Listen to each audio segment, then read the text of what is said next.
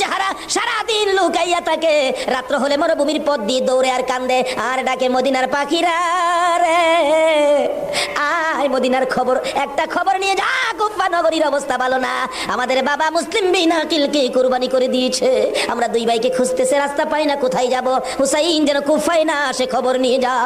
এভাবে একদিন এক রাত, 2 দিন 2 রাত, 3 দিন পার হইয়া 3 রাত্রের বেলা দুইটা ভাই একটা খেজুরের বাগানের মধ্যে বসেছিল, রাত্রে দৌড়াবে মদিনায় যাবে, কিন্তু পেটের খিদা, পানির পিপাসা, আর হাঁটতে পারে না। ছোট ভাইটা বড় ভাইয়ের গলায় ধরে কাঁদতেছে, ভাই কলিজা শুকাইয়া গেছে রে, একটা কাজ সামনে যাইতে পারবো না। দুইজন গলাগুলি করে খেজুরের বাগানের মাঝখানে ঘুমিয়ে গেছে। এই খেজুরের বাগানের মালিকের নাম ছিল হারেস। হারেস নিজে ও তরবারি লইয়া ঘুরতেছে।